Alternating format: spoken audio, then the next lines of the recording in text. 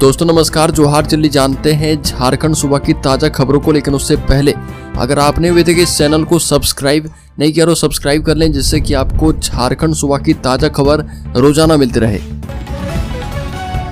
तो सबसे पहली खबर की बात करें तो झारखंड से मोदी कैबिनेट में मिलेगी जगह, निशिकांत दुबे बनेंगे मंत्री। रेस में बन गए हैं सबसे बड़े दावेदार। गोड्डा लोकसभा सीट संताल परगना में आती है और यहाँ से निशिकांत दुबे ने लगातार चौथी बार चुनाव जीता।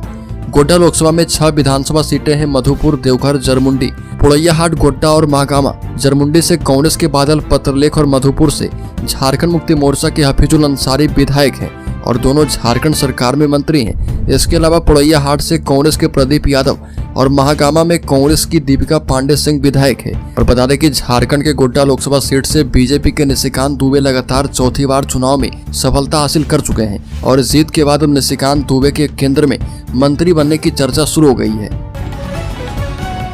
अगली खबर की बात करें तो भारत आदिवासी पार्टी का झारखंड में किया जाएगा विस्तार। विभिन्न आदिवासी संगठनों की बैठक संगम गार्डन रांची में की गई है। बैठक में भारत आदिवासी पार्टी यानी बाप का झारखंड में संगठन विस्तार पर चर्चा की गई और इसके अलावा यह भी कहा गया कि देश के विभिन्न राज्य में करोड़ों की संख्या में आदिवासी हैं। सभी को भारत आदिवासी पार्टी के बैनर तले लाने और पार्टी को राष्ट्रीय स्तर पर पहचान दिलाने के लिए काम करने का निर्णय किया गया है। और बैठक में कहा गया कि जल्द ही झारखंड से आदिवासी संगठनों के प्रतिनिधि राजस्थान जाएंगे और भारत आदिवासी पार्टी के शीर्ष नेताओं से इन मुद्दों पर वार्ता करेंगे। और झारखंड में झारखंड मुक्ति मोर्चा के अलावा एक और बड़ी आदिवासी पार्टी विकल्प बनने जा रही है। अगली खबर, आचार संहिता खत्म होते ही झारखंड पुलिस में ट्रांसफर पोस्टिंग की प्रक्रिया शुरू। झारखंड समेत देश भर में लगभग 3 महीने के बाद आचार संहिता 6 जून को खत्म हो गई है, जिसके बाद झारखंड पुलिस में ट्रांसफर पोस्टिंग की प्रक्रिया शुरू है। विधि व्यवस्था को देखते हुए जिलों के एसपी द्वारा थानेदारों की ट्रांसफर पोस्टिंग की जा रही है। सबसे पहले पाकुड़ जिले में 2 इंस्पेक्टर समेत 16 पुलिस अधिकारी के तबादले किए गए और सिमडेगा जिले में 3 सब इंस्पेक्टर रैंक के पुलिस अधिकारी का तबादला किया गया है। आने वाले दिनों में कई जिलों में बड़े पैमाने पर पुलिस अधिकारी का तबादला किया जाएगा। अगली खबर, रामोजी राव के निधन पर झारखंड के राज्यपाल सीपी राधाकृष्णन एवं पूर्व मुख्यमंत्री ने जताया शोक और कहा कि उनका जाना अपूरणीय क्षति।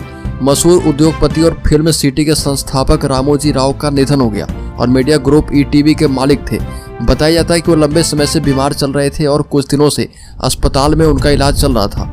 उनके निधन के बाद देश भर में शोक की लहर दौड़ गई और प्रधानमंत्री नरेंद्र मोदी ने उनके निधन पर शोक जताते हुए उन्हें भारतीय मीडिया में क्रांति लाने वाला दूरदर्शी व्यक्ति करार दिया है। और झारखंड के राज्यपाल सीपी राधाकृष्णन ने भी उनके निधन पर शोक जताते हुए दुख प्रकट किया है। अगली खबर, बाबूलाल मरांडी ने कहा कि भ्रष्टाचार के आरोपी मंत्री आलमगीर आलम को बर्खास्त करने की हिम्मत नहीं चंपई सोरेन में।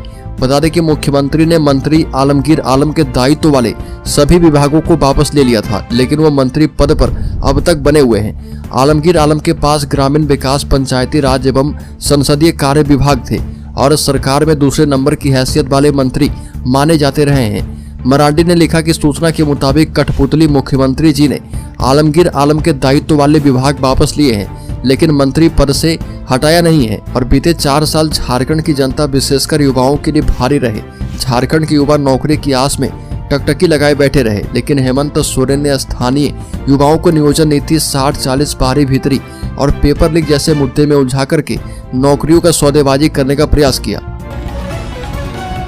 अगली खबर की बात करें तो झारखंड सिविल कोर्ट में स्टेनोग्राफर का स्किल टेस्ट 18 जून से प्रवेश पत्र जारी। झारखंड के सिविल कोर्ट एवं जुडिशियल एकेडमी में अंग्रेजी स्टेनोग्राफर की नियुक्ति होनी है और इसके लिए झारखंड हाईकोर्ट की ओर से नियुक्ति प्रक्रिया शुरू की गई है। उक्त पद के लिए आवेदन करने वाले अभ्यर्थी का स्किल टेस्ट 18 जून से शुरू होगा, जो कि 22 जून तक चलेगा। और इस संबंध में रजिस्ट्रार जनरल की ओर से जारी सूचना में कहा गया कि अंग्रेजी स्टेनोग्राफी स्किल टेस्ट में शामिल होने के लिए अभ्यर्थियों का प्रवेश पत्र हाईकोर्ट के अधिकृत वेबसाइट से डाउनलोड किया जा पाएगा। अगली खबर, निशिकांत दुबे का बड़ा इशारा, कहा कि चंपई दा होशियार कल्पना भाभी आ गई है। झारखंड के पूर्व मुख्यमंत्री हेमंत सोरेन की पत्नी कल्पना सोरेन ने जब से गांडे विधानसभा उपचुनाव जीता है तब से झारखंड की सियासत में एक चर्चा काफी तेज है। दरअसल गांडे विधानसभा उपचुनाव के दौरान ही राजनीतिक गलियारों से ये खबरें तेजी से आने लगी थी कि अगर कल्पना सोरेन गांडे विधानसभा उपचुनाव जीतती है तो वो झारखंड की अगली मुख्यमंत्री हो सकती हैं। वहीं इसी बीच गोड्डा से बीजेपी सांसद निशिकांत दुबे के सोशल मीडिया पोस्ट के बाद से झारखंड में सियासी हलचल तेज है। निशिकांत दुबे ने अपने पोस्ट में लिखा कि चंपईदा होशियार, कल्पना भाभी आ गई है। झारखंड की वर्तमान सरकार के लिए आने वाला 7 दिन बहुत ही महत्वपूर्ण होने वाला है। अगली खबर, राज्य के गढ़वा जिले में सड़क हादसे में होमगार्ड जवान की मौत, जांच में जुटी पुलिस। बता दें कि गढ़वा जिले में मेराल थाना क्षेत्र के करमाही गांव में देर रात मोटरसाइकिल से जा रहे होमगार्ड जवान की निर्माणाधीन पुल के नीचे गड्ढे में गिर जाने से मौत हो गई। घटना के बाद सूचना मिलते ही पुलिस मौके पर पहुंची। घटना के संबंध में बताया जा रहा है कि मृतक अशोक राम अपने घर से बाइक से ससुराल जा रहा था। इसी बीच मेराल थाना क्षेत्र के करमाही गाँव में बीती रात निर्माणाधीन पुल के नीचे मोटरसाइकिल सहित गड्ढे में गिर जाने से घटनास्थल पर ही उसकी मौत हो गई और घटना के बाद मौके पर मेराल थाने की पुलिस पहुंचकर जांच में जुट गई है। अगली खबर, नवनिर्वाचित सांसद ढूलू महतो ने देवघर में किया जलाभिषेक, जनता के सुख शांति एवं समृद्धि की कामना की है। प्रतिनिधि धनबाद के नवनिर्वाचित सांसद ढूलू महतो देर रात चिटाही स्थित अपने आवास पहुंचे। आवास पर उनके दोनों पुत्री ने आरती उतारकर उनका स्वागत किया। मौके पर पत्नी सावित्री देवी के साथ पूरा परिवार मौजूद था। आवास में थोड़ी देर आराम करने के बाद अहले सुबह ही वो बाबा बैद्यनाथ की नगरी देवघर निकल गए।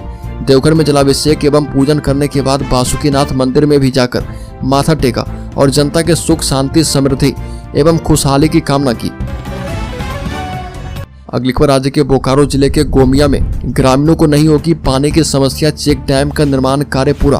बोकारो जिले के गोमिया प्रखंड अंतर्गत बड़की सीधाबारा पंचायत के निकट स्थित झुमरा पहाड़ जंगल से निकलने वाला नाला में अब पानी की कमी नहीं होगी, क्योंकि हजारीबाग पूर्वी वन प्रमंडल के डीएफओ सौरभ चंद्रा के दिशा निर्देश से लाखों रुपए की लागत से निर्मित मिट्टी का चेक डैम का निर्माण कार्य पूर्ण हो चुका है।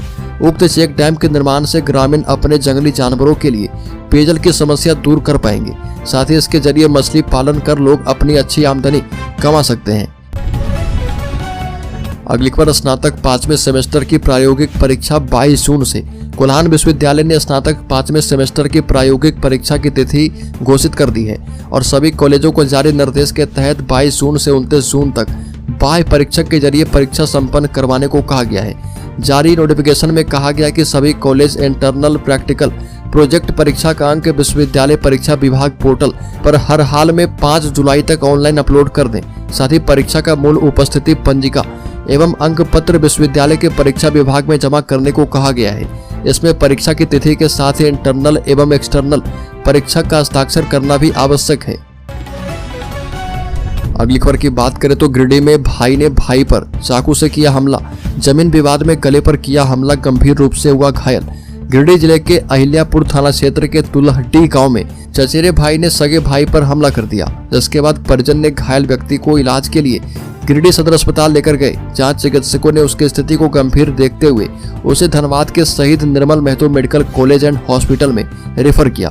घायल की पत्नी सोगिया देवी ने बताया कि दोपहर वह और उसका पति खाना खाकर आराम कर रहे थे, तभी गांव के ही रूपलाल दास एवं बालेश्वर दास अन्य 2 लोगों के साथ पहुंचे और घर में घुसकर चाकू से हमला कर दिया।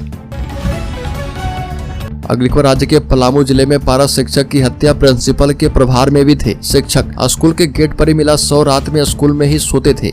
पलामू में एक सरकारी स्कूल के प्रिंसिपल की हत्या की गई। हत्या कर अपराधियों ने प्रिंसिपल का शव स्कूल के दरवाजे पर ही छोड़ दिया। मामला छतरपुर थाना क्षेत्र का है। मृतक का नाम जीतन सिंह है। न्यू प्राथमिक विद्यालय चुरवाही में सहायक अध्यापक यानी पारा शिक्षक के रूप में कार्यरत थे और स्कूल के प्रधानाध्यापक के प्रभार में भी थे। पुलिस हत्या के पीछे के कारणों का पता लगा रही है। प्रिंसिपल जीतन सिंह का घर स्कूल से 300 मीटर की दूरी पर है। जीतन सिंह अपनी पत्नी इंद्री देवी और छोटे पुत्र के साथ प्रतिदिन स्कूल में ही सोते थे। स्कूल के बगल में प्रिंसिपल का खेत भी है। खेत के फसल की रखवाली के लिए ही जीतन सिंह रात में सोने स्कूल आ जाते थे। अगली खबर की बात करें तो मुख्यमंत्री ने मंत्री आलमगीर आलम से वापस लिए हैं सारे विभाग, इस्तीफे की भी चर्चा तेज है।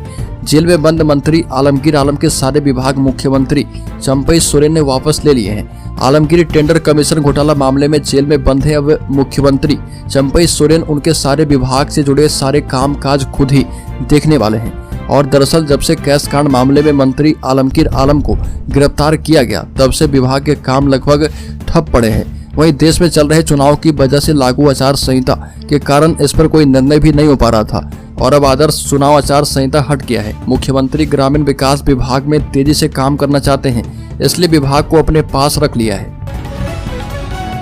अगली खबर की बात करें तो रांची जिला प्रशासन ने जमा हथियार वापस ले जाने का आदेश किया जारी। जिला प्रशासन ने स्वतंत्र, निष्पक्ष और भयमुक्त लोकसभा चुनाव संपन्न करवाने के लिए लाइसेंसी हथियार धारकों से हथियार जमा करवाए थे और चुनाव संपन्न होने के बाद प्रशासन ने जमा हथियारों को वापस ले जाने का आदेश जारी किया है। बता दें कि रांची में लगभग 3417 लाइसेंस धारी हैं, जिनमें से लगभग 2288 लोगों ने अपने लाइसेंस जमा करवाए थे। वहीं 525 लाइसेंस धारकों को छूट दी गई थी। अगली खबर की बात करें तो नीट यूजी परीक्षा के रिजल्ट पर हुए विवाद के बाद संचालकों ने सरकार को घेरा, कहा कि ये गलत हो रहा है। नीट यूजी परीक्षा के रिजल्ट पर उपजे विवाद के बीच रांची के प्रेस क्लब सभागार में नीट की तैयारी करवाने वाली रांची की कोचिंग संस्थाओं ने प्रेस वार्ता आयोजित की। इस प्रेस वार्ता में कोचिंग संचालकों ने पत्रकारों से कहा कि नीट रिजल्ट में गड़बड़ी से कई युवाओं का भविष्य खतरे में है। कोचिंग संचालकों ने कहा कि नीट की परीक्षा पहले भी दोबारा ली जा चुकी है, इसलिए गड़बड़ी सामने आने पर दोबारा परीक्षा ली जानी चाहिए। कोचिंग संचालकों का कहना था कि छात्र लंबे समय से तैयारी कर परीक्षा देते हैं, ऐसे में किसी और की लापरवाही और महत्वाकांक्षाओं के कारण इनके साल बर्बाद होते हैं। अगली खबर झारखंड के शेयर होल्डर्स इन्वेस्टर्स के लिए बड़ी खबर। चंद्रबाबू परिवार की संपत्ति 5 दिन में 858 करोड़ बढ़ी। बता दें कि 37% हिस्सेदारी वाले हेरिटेज फूड्स के शेयर 55% चढ़े हैं। आंध्र केंद्र में जीत से बढ़ा भरोसा। चंद्रबाबू नायडू परिवार की संपत्ति पिछले 5 दिनों में ही 858 करोड़ रुपए बढ़ गई है।